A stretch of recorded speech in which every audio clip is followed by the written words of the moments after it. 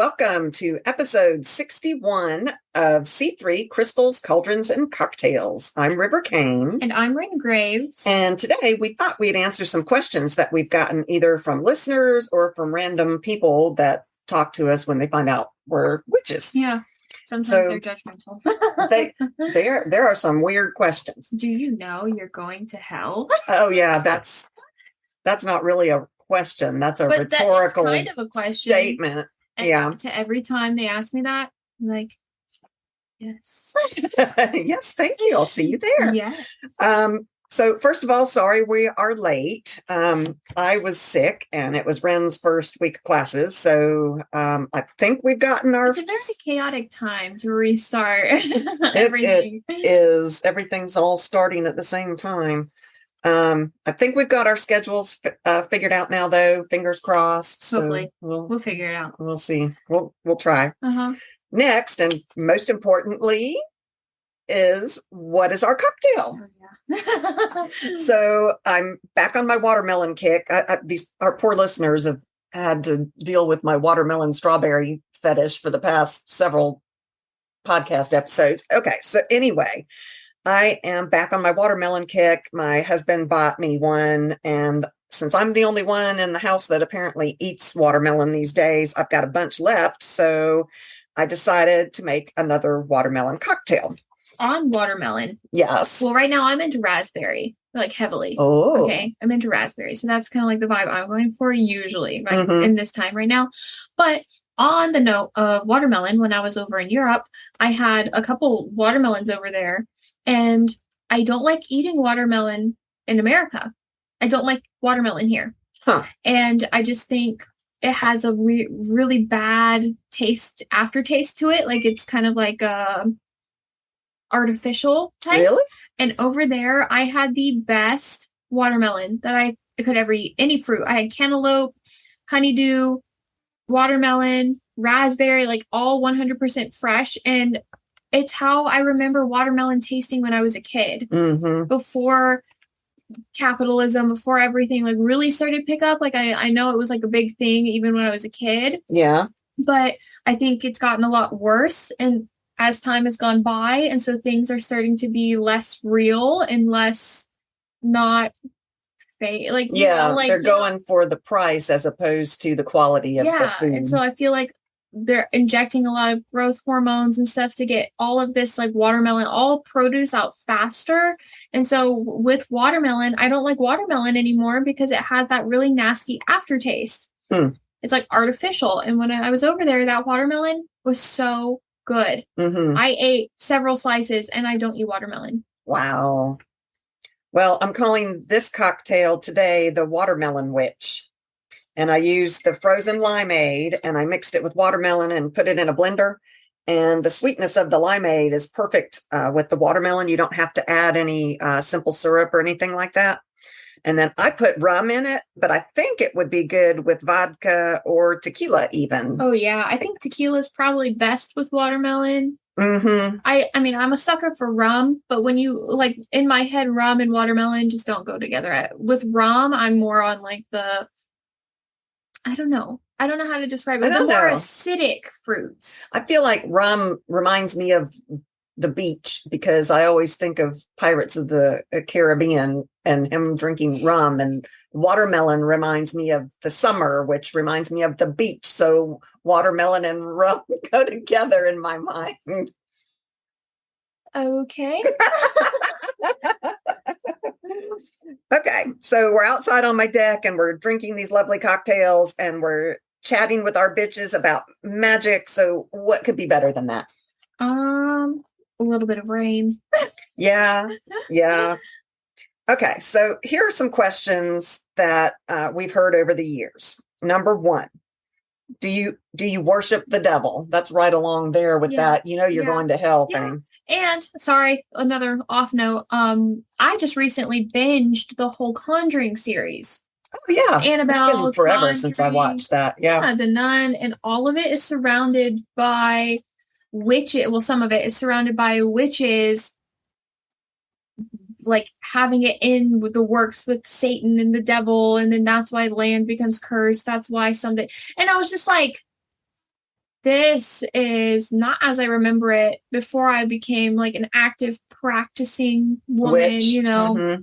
And so it was just very interesting to watch that and how the negative connotations to that. Like, sure, some witches practice with Satan and Satan, Right. like, you know, and stuff like that. But it's also not all witches. No. And not everyone's bad. Just like you have bad people. I know we've talked about this. Yeah. You have bad people, you know, in a sense. And so you could also, in different categories, have bad witches, but that doesn't make the whole group bad. You know, I know we've talked about this a lot, and we've talked about stereotypes, but I mean, there's nothing wrong with worshiping the devil if that's your practice, but it's also wrong if you hurt people. And it's kind of like where you, in our opinion, yeah, but it's kind of where you know, draw those lines and all of that. And it's like, yeah, I think everybody good, has bad, lines. It just depends on where they draw those lines. And that's a personal preference. It is a personal preference, but it's also, I don't know, I'm very opinionated, I suppose. Yeah, I mean, just to me, no. There, you know, that famous line from Practical Magic, Sally, I think, in Practical Magic, she said, "There is no devil in the craft." Witchcraft is not about devil worshiping. Like you said, there might be some witches that do worship the devil, but that's not witchcraft on its own. Yeah.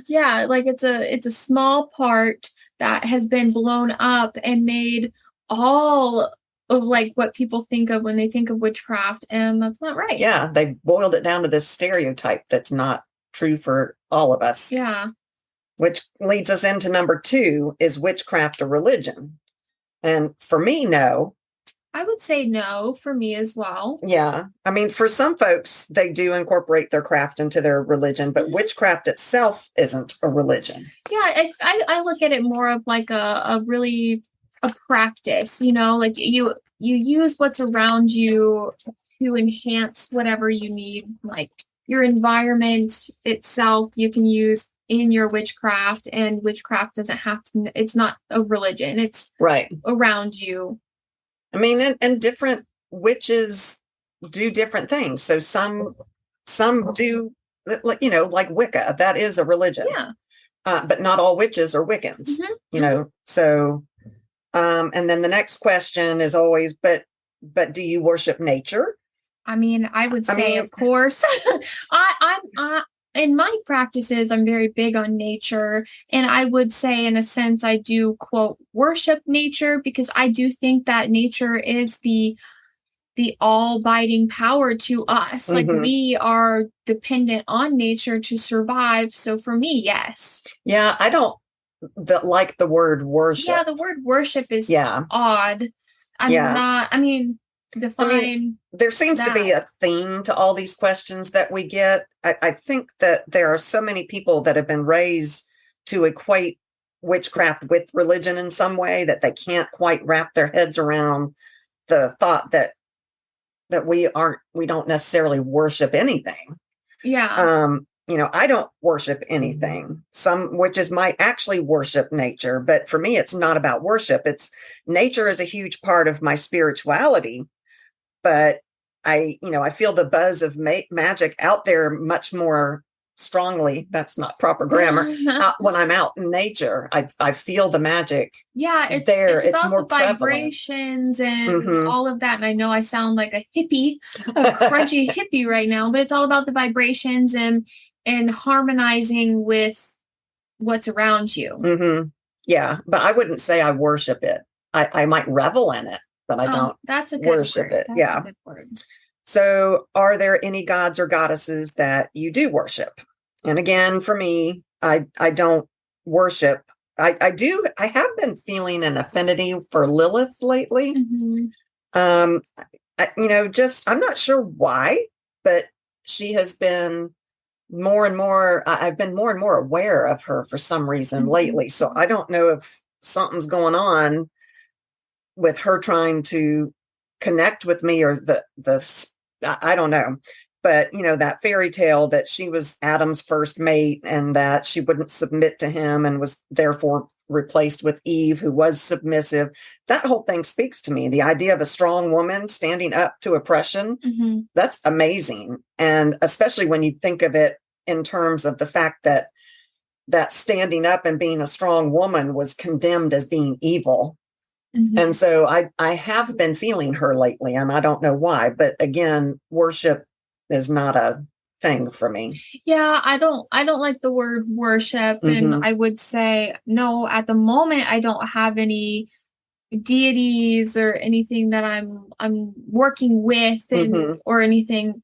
Is it something I would want to work on later, maybe when I have more time? I wouldn't be opposed to it.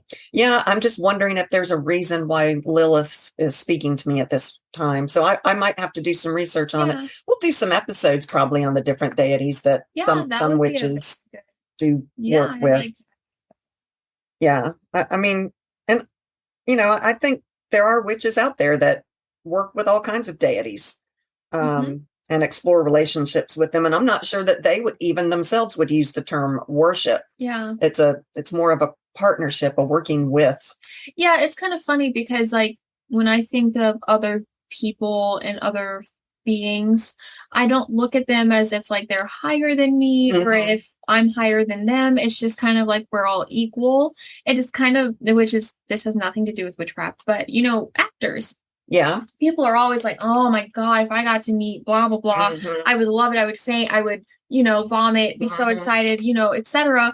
And it's just, that's silly to me because they're just people. Yeah. I mean, they might be really pretty people, they might, have better skills than I do, but who doesn't have skills I don't know, and vice versa. And you have skills they don't have. Yeah. And so it's like, I don't understand that obsession over worshiping somebody or an actor or anything. And that kind of, that bleeds into my craft as well. I see. That makes sense. I'm an equal to everything around me.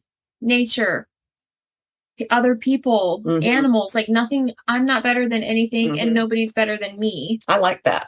We just have we're different all skills. Part of the world. We're all pieces. Yeah. And so I like the idea that we're just like, different just pieces another of piece, each other, so that's how I look at it.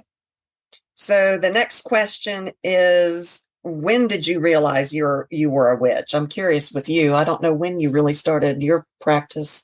I think I'm still discovering things that I have done my entire life where I look at it and like, like that's witchcraft, like that.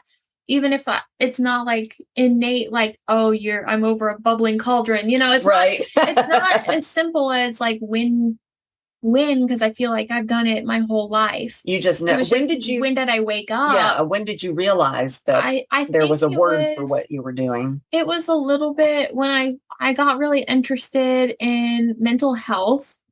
And I haven't always been very mentally aware, and mental health is very important to me. And I would say maybe about 4 years ago is when I started to really realize that what I wanted wasn't what everybody else wanted. I didn't want a 9-to-5. I just wanted to go live out in nature, and I wanted to harness everything myself, and I wanted to have natural products, and I wanted to be able to make things myself when other people looked at that and were like, oh, you're a crunchy hippie. Yeah. And I was like, no, like, I know there are more people out there like me. And that's when I started to do a little bit more research. That's how I discovered that I was a part of something bigger than what I had no idea. And maybe about 3 years ago. Yeah, I think that's a really good question. I've been a witch for as long as I can remember, but like you, I didn't realize there was a word that went with what I was doing. Yeah. So like some of my earliest memories are of making altars beneath my window where the moonlight would come in, the full moon, it always hit right in that window, and it would come in and it would shine on my altar. And I made altars, and I did not equate that to anything in particular. I didn't know it was the word witch. Yeah, that's sort of like how I am. And I know we're going to have another episode later where we talk about colors, and I'll go more in depth, but there are certain things with colors that you can do with witchcraft. And I've been doing my entire life. And without I had realizing. no idea. Yeah, you can associate that with witchcraft. Yeah, I think as my spirituality grew, I realized that some of these things that I had been doing were what was equated with the term witchcraft, but it just came naturally. I spent a lot of time outside when I was a kid. I would touch the trees. I would talk to them. I mean, I was always looking for their spirits and feeling for their spirits. Wow, what a weirdo. I know. I mean, and No, that's what people thought. But, I just felt connected to them. I always felt connected to animals. My parents thought I would probably grow up to be a veterinarian one day because I love animals so much. I was always wanting to help them. In fact, my little brother and I, we would make these houses. We'd find a fly that was hurt and we're like, oh, it needs a house. And so we would build a house for it and make a little bed for it and make little cardboard TVs. I mean, just that spirit, that spirituality blending with nature, is, and I also had a fascination with all things macabre. You might say I've never been normal, always a little bit weird, which is fine. I mean, me too. I've always been a writer too. And, during those angsty teen years, I would write poetry and I would pour that power, those feelings, that the magic that was around me, I would pour those things into words, having no idea that those feelings and things that I was expressing were actually magic spells. Yeah. I mean, I had no idea. It's just something that I always have done. And then mysticism's always been kind of prevalent in my family anyway. As I've said before, my dad, I have no doubt he's a witch. He's just never going to call himself that. That word is not something that he connects with, but he's often had dreams that come true, so he's got some kind of gift of foresight. And we were all like, oh yeah, that's just dad. Oh, dad dreamed that and it happened. Oh yeah. Just another day. So, but he doesn't consider himself a witch. Yeah. But he but it's is. also like that negative connotation attached to it. Yeah. Yeah. So the next question, speaking of negative connotations, I've been asked, do you hex people? I'm like, what? It makes me laugh because not that it isn't done by witches. There are witches that do use hexes in their craft, but because it's a stereotype that always comes up. I personally don't hex people. Some witches do. I just find it funny that it's assumed, oh, she's a witch. She hexes people. She's evil. She's got, green skin and a warts on her nose and she's a hag. I mean, that's just that stereotype. Yeah. But, I don't want to hurt people. It's the furthest thing from the truth. I want everybody to be happy. I want everyone to have a good life. And sometimes the nastiest people that are out there are the ones that need the most love and understanding. And I know my thought on that is not. I know you're a big person when you say that. Yeah. Sometimes people can just be so nasty and you just want to bind them to hell. You're just like, we're going to do that mirror spell and bind them in the freezer. It's just. But maybe they're nasty because something horrible is going on in their lives. I don't, it drives my husband crazy. He thinks I'm naive and I don't think I'm naive. I just don't judge people because I don't know what led that person to behave the way that they're acting. Yeah, but it's also like where I come from is people behave a certain way and they know better. Yeah. They know better not to act like that. Talking of like the trend going on about Karens, you have people who storm into a store demanding a refund. You're right. For example, when they're, and they're just so nasty and there's no reason to be that nasty. They know better because like they don't go into their jobs and act like that. They don't go, they trash their trash onto other people and that's not okay. And they know that's not okay. Yeah. And so there's kind of a way of like, okay, let's hex. Like, I don't hex people, but sometimes in my head, I do curse them. Like, I do. Let's get that voodoo doll out. Like, honestly, because it's just so disgusting because everybody's different. Yes, I understand that everybody goes through their own stuff, but I've been through my own stuff and I don't act like that. That's true, but I think you've had the benefit of education, and some of those people haven't had that benefit. I mean, sometimes the Karens are people who are working in high-end jobs and have so much You're money right. and have been educated. I mean, it's just people are people and they're always going to act like that no matter what status and everything. And it just, I do think it's fine to hex people if they act like that. No judgment. That's fine. Will I do it? Not necessarily, but I do curse people in my head. I do curse people in my head, especially with my road rage. Well, I do think karma is a thing. I do think karma is a big thing. So technically, I don't necessarily have to be that karma. It will get them eventually, whether that's another person hexing them or what. Yeah. I mean, I often think, well, I hope they heal and learn. And you're a bigger person than I am. Wow. Because I always condemn them to hell in my head. Okay. The next question that I get asked is Wicca the same thing as witchcraft? And that, again, brings us back to religion. I think there is a lot of misunderstanding about what witchcraft is, that people always try to bring it back to religion.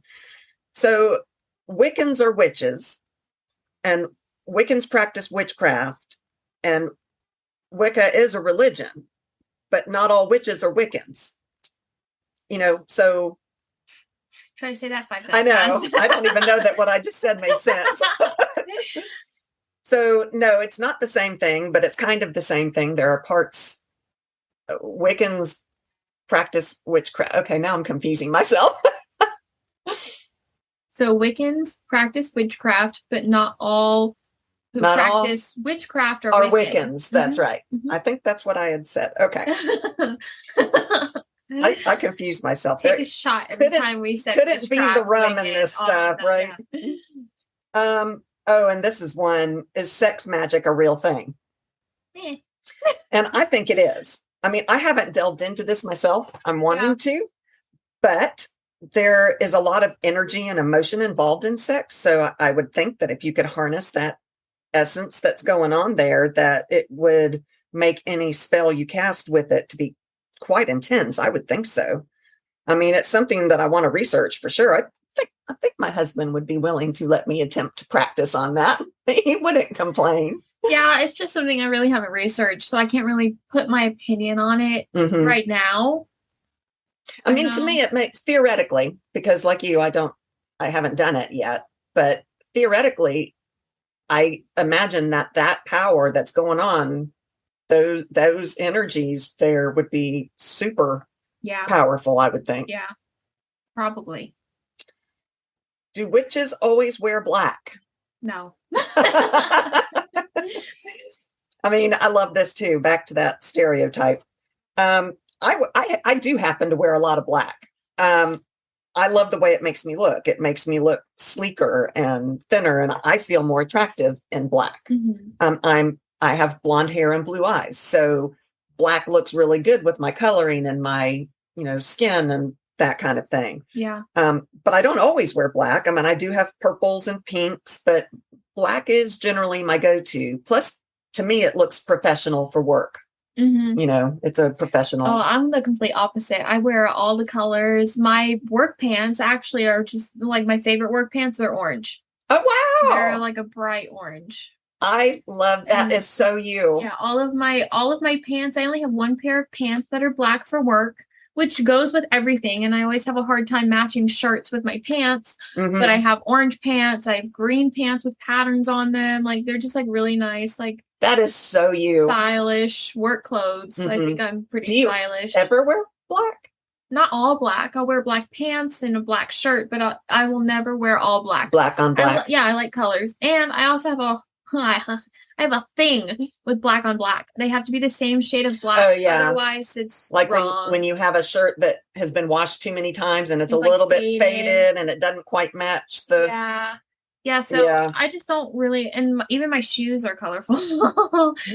That's so funny. But it's all the same shades of color. So you won't catch me out in public in like a hot pink, or it's usually it's my fall colors. I wear fall you colors. Do like those. I mean, we'll have an occasional. I call them hippie colors, really. Yeah. They really are. I mean, I will have an occasional time where I'm feeling like a brighter color. I do have bright colored like tank tops. So one of my tank tops I wore the other day that I wanted to really wear was a neon green. Oh wow. But it was really cute, and I styled it with like a neutral pair of pants, but it was cute.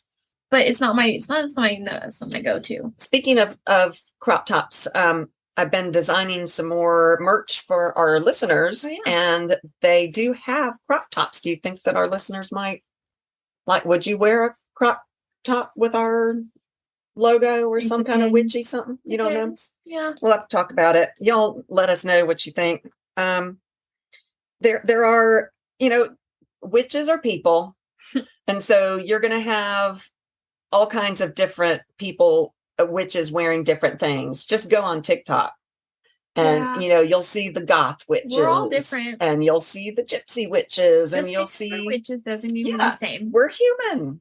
And so, I mean, I love to see what other witches wear. And, there's some people that do embrace the stereotype. That if to look like a witch, you have to be goth or whatever, but witches are people. Everybody has their own individual taste and style. Yeah.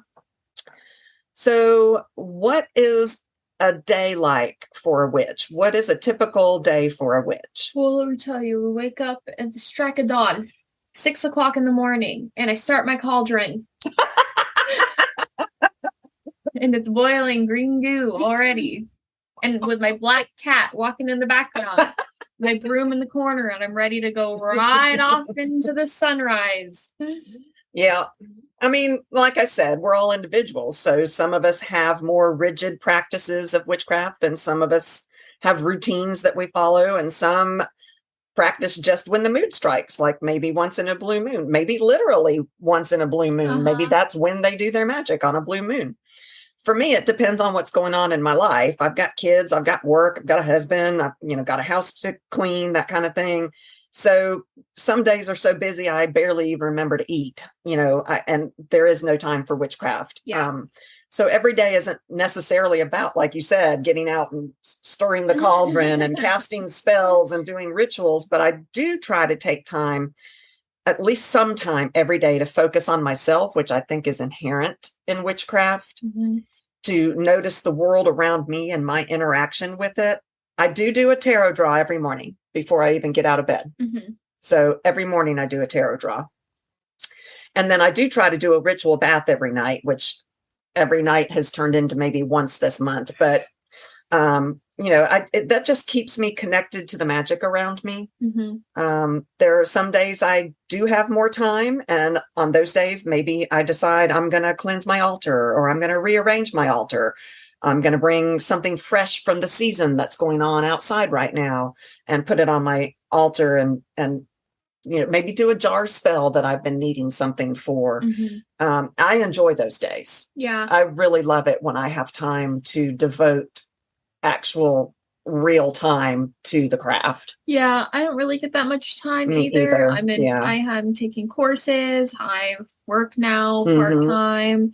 And I also have to go home. I have a husband, I have a cat now, and I have things to do, and I want to take time for myself to just relax. And I mean, I'm not saying that witchcraft isn't about, it's not a part about taking time for myself, but it's also, witchcraft can also be draining. And with my social life, it's also draining. And so sometimes I just need to sit and just be mindless for the rest of my evening.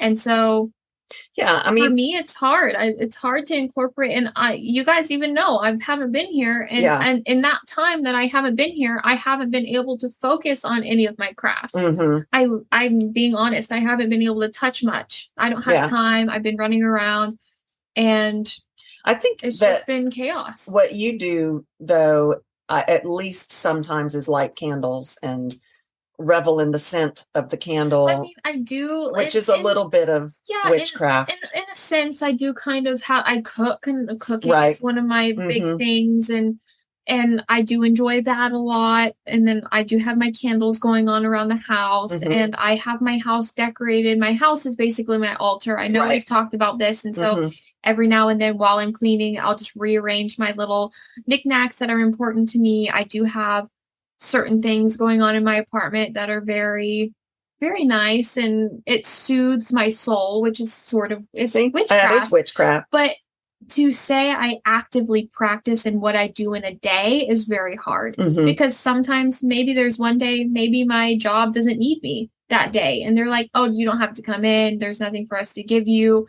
And or my class may get canceled. And so then I'm left with a certain amount of time, like a chunk that I would be dedicated to something else. Then maybe I would have time to be able Mhm. to, oh, I can sit down and redo my altar. I can Yeah. sit down and appreciate what I have. I can sit Mhm. down and actually get these vials ready for some moon water and actually look up when Mhm. our next full moon is. Yeah. Yeah. And or maybe I have time to go thrift shopping and find witchy things that I love Mhm. to do. Like I love to do those things, but I don't have time right Yeah. now. Yeah. And so And I a think practice that's, in a day is hard to say. you know, and I think this question is funny because we are just humans like everybody else. A day in a witch's life is the same as a day in a dentist's life, or Yeah. whatever. Yeah. It's everybody has the same struggles throughout the day. It's just we try to incorporate some of the craft into our time. Mhm. Yeah.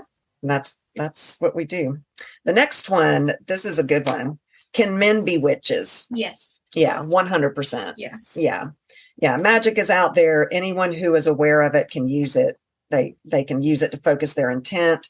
Hopefully we've got some male listeners out there. I don't know who all of our listeners are, but I know I see them on TikTok and Facebook, and I love their willingness to come out there and say, hey, I'm a witch, because that stereotype is, the crone is the witch, and so for a man to be able to overcome that stigma and say, hey, yeah, I'm a witch. I think that's awesome. I have heard people say things like, oh, a man can't be a witch. He's a wizard. And I'm like, warlock. Or a warlock. That's a name is just a name. Yeah. Witchcraft practitioners can call themselves whatever they feel comfortable y'all can calling call yourself themselves. Lizards if y'all want. I'm a lizard. Like it's just a label. Yeah. Some people resonate with some labels and some resonate with others. I think I defaulted to witch just because it's common. That's the word that I came to understand as what it was that I was doing. To say I practice. That's like usually the term that I use is like I don't say I'm a witch. I practice. I have different practices. That's all I say usually. I like that. Okay, my favorite. Do you dance naked under the moon? No. I absolutely would love maybe to. I would if I had enough land. Yes, that's what I was thinking too. I live in a neighborhood, so I would have the police called on me if I tried to go out and dance naked. Plus, my kids would all be going, "What the hell are you doing, Mama?" But one day, maybe I'll live on a farm, or like you said, have land, and I can have that bonfire on one of the Sabbats and dance naked under the moon. That sounds nice. I would love that. There's something freeing about casting off the cloak of civilization and reveling in the pagan power that is out there. I would love to do that. So you think you would do that too? Maybe. Yeah. Yeah, maybe when I'm old, so people don't look at me as if I'm weird because I'm old. And she's just that old crazy cat lady. Yeah, old crazy cat woman. Of course she's gonna do that.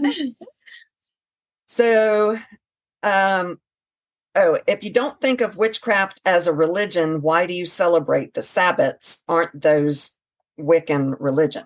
Okay. I like the Sabbats because they are more in tune with nature. And I really enjoy celebrating nature and what it has to give us. And so that's why I celebrate. Yeah. I think this is one of those instances of us taking a piece of one practice and bringing it into our own. The term Sabbat is used by the Wiccan religion, but the Wheel of the Year is a pagan thing. That is the pagan festivals of the year. And the Wiccans call those Sabbats. I have adopted calling them Sabbats as well into my practice. That's just a term that works for me. And so I have brought that in. But, I think every witch probably takes little bits and pieces from different practices and makes it their own into their own unique practice. Like there are a lot of Native American practices that I resonate with and some that I don't. Yeah. And there's some Wiccan practices that I resonate with and some that I don't. So the magic is out there. And I think that whatever calls to you on how you want to practice with it is individual. Yeah, I personally do love the Sabbats. I really enjoy the fire festivals. Yeah, I'm looking forward to Samhain. So it's really fun because I feel like sometimes we can get so caught up in the daily routine, and sometimes you need something to break that routine and make you come back, a little bit. And I like to remember our ancestors on those days, that there was a reason that they celebrated those times because of the harvest. It meant their survival. And I like to connect to our history. I'm a big history fan. Yeah. And I like to connect to our history, and the Sabbats are one way to do that. Yeah.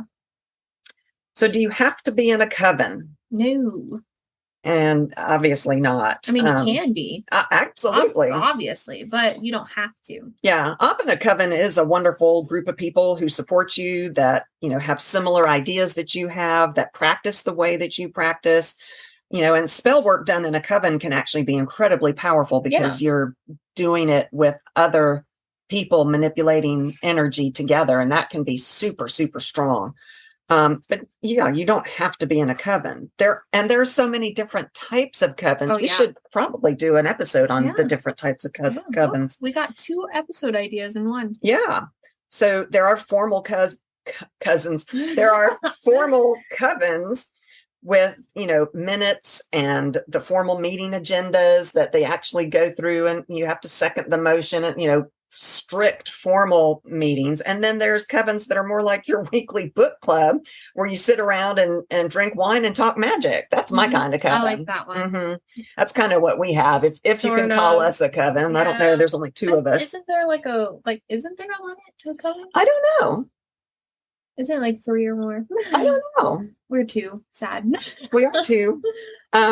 But, if you feel the need to connect with others, then by all means, see if you can find a coven out there that speaks to you, or start one of your own. I've seen a lot of groups on Facebook that you can reach out to other people and say, hey, I'm in this area. I'm in the Atlanta area and I want to meet like-minded witchy people. And, so there's definitely a way to get out there and connect if you want to, but it's also perfectly fine to be an independent witch. Yeah. And I feel like you and I are kind of a coven, but there's only 2 of us. So we got to see if that meets that definition. Yeah. I don't know.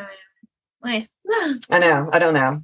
I mean, we're just really good friends that happen to be witches. Yeah. So, yeah.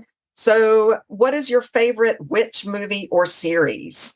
Yeah, I don't really have one because every single thing that deals with witches is different. It's you have practical magic, which is more. Oh, I forgot about that one. I love practical magic, and you have that one, which is a little bit more, I don't know, in the vibes of being like a witch and spells and stuff. But it's modern too. Yeah, I like that. You also have Harry Potter, which is very different than us as witches today. I love Harry Potter too. Don't get me wrong. Me too. So I don't really have a favorite, just because witchcraft is different. It's portrayed so differently. Yeah. So, I mean, I love Harry Potter and I love practical magic. So I like the original Charmed series. Oh yeah. Because it was one of the first, that I became aware of, the first series that showed witches as being normal girls with boy troubles. And, I just loved the way they did that. It made witches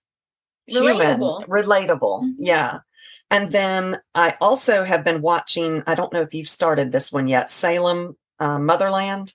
No. It is fantastic. It's an alternate history series where I think you've talked about I have. And season 3 just came out and we haven't started it yet, but I am so excited. I love the idea of how they've taken witchcraft and made this alternate history with it. It's really good. I just like seeing films or series that portray witches as real people. Yeah. Instead of the green-skinned hag. Yeah, yeah, it is kind of refreshing to see Mhm. stuff that's not a long-nosed warrior green on a broom and a black cape and hat. What was that movie, Witch, with the two V's? Vitch Vitch. or something. So, didn't you love that one for some No, reason? I You didn't didn't like like that one. It was weird. I thought it was very strange. It was an odd one. But she kind of embraced, witchcraft after being ostracized and horrible things happened to her. And I watched it a long time ago. yeah, me too. I just remember there was a lot with goats, and you know how I feel about goats. Oh yeah, you don't like the goats. Goats just weird. That's funny. Oh yeah, here's one. Do you talk to the dead? I would like to. Yeah, I don't. Sorry, I'm gonna interrupt you right there. They talk to me. Oh, they're in my head. Interesting. And sometimes it's funny. I know I've talked about this before, but with my husband, I'm like, man, it's so loud in here, and he's like, what are you talking about? Like, it's not loud at all.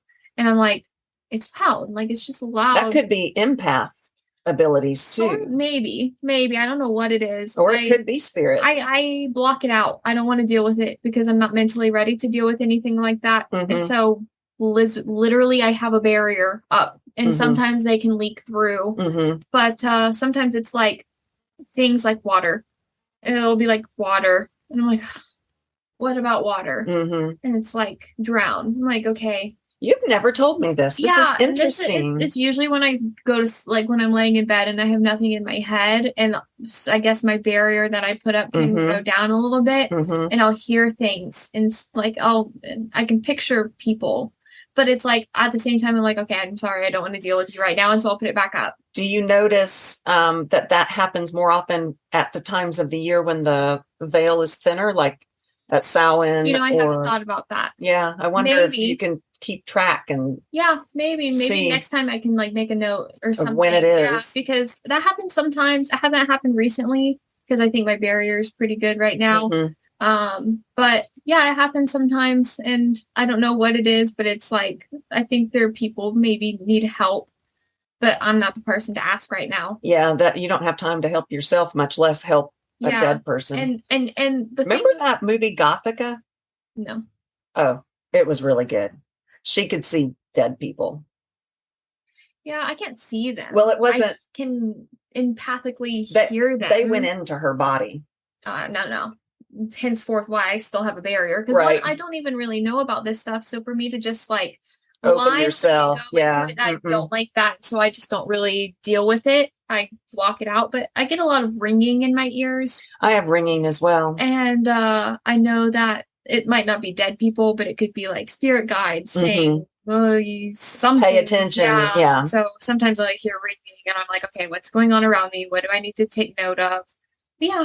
That's interesting. So I don't know if it's dead people, but I don't talk to dead people in the way like what you're talking about. I do divination a lot. That's one of my favorite parts of my practice, which is often considered talking to spirits. But I'm not sure if those spirits are actual dead people or not. One thought is that divination taps into your inner self, your higher self, and that could be what I'm communing with and talking to. Yeah. Or it could actually be a dead person that's across the veil that I'm talking to. There was a series of books that I read, speaking of witch stuff, that the main character was a witch who actually really talk to the dead. She could raise a shade of a dead person and speak to that shade and ask that shade questions of what they saw right up to the point of their death. So she was a private investigator and would often get called to raise a shade so that the police could figure out who killed someone or, that kind of thing. Excellent series. You all ought to read it. It is the Grave Witch series by Kalena Price. Whoa, the irony. I know, right? Very, very cool. And when you did your Ouija board thing, did you I don't know what we talked to.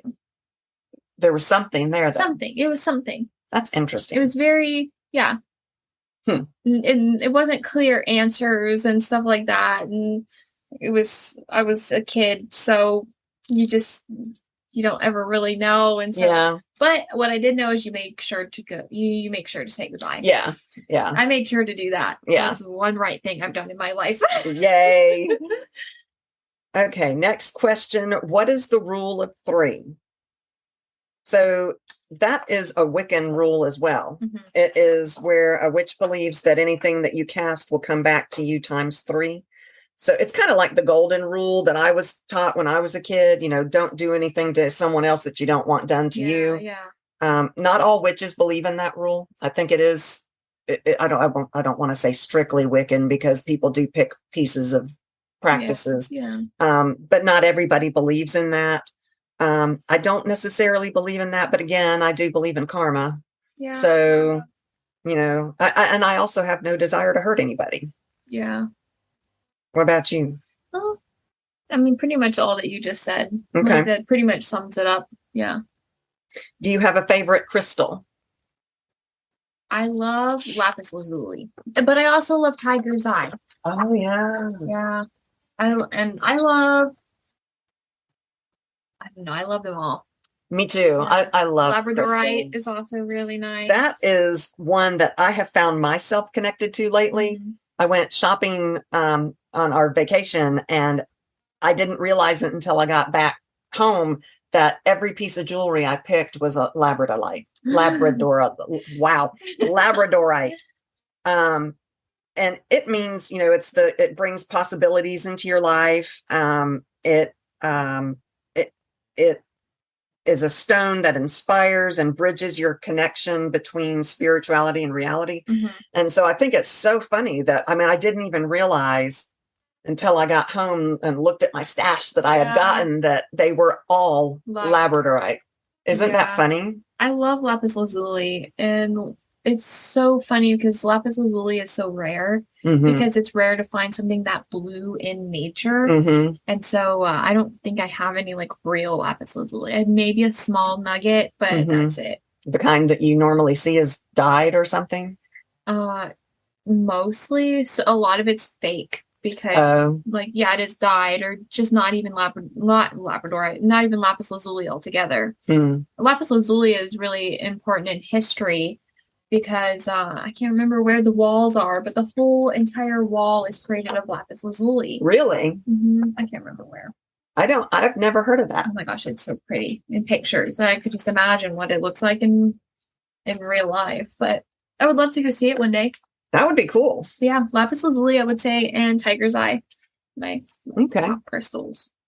Well, that's all. I think we've been talking for quite a while now. I think so. That was a fun one. Send us more questions, guys. That's fun to answer. Chit chat. But thank you for listening. You can find us at our website, www.c3witchypodcast.com. There you can find our episodes, our merch, which I have finally updated the links to the merch, to the new merch at the Bats and Baubles Inc. website. I added the Boo Bitches t-shirts, which I don't even know that I told you that yet. No. I made the Boo Bitches t-shirts. Okay. And they're long sleeved to celebrate the upcoming fall. So go check those out. That's on our website under merch. If you like our show, please support us. Anything you can give us would be so helpful. Thank you to our existing supporters. We love you guys. Couldn't do this without you. If you do want to support us, you can click on that little Patreon button on our website, or go to www.patreon.com/C3witchypodcast. Come check out our social media. We're on TikTok, Instagram, Facebook. A little bit behind on those. We're going to work on those. And thanks for listening. And we'll be back. We'll be back. Stay witchy.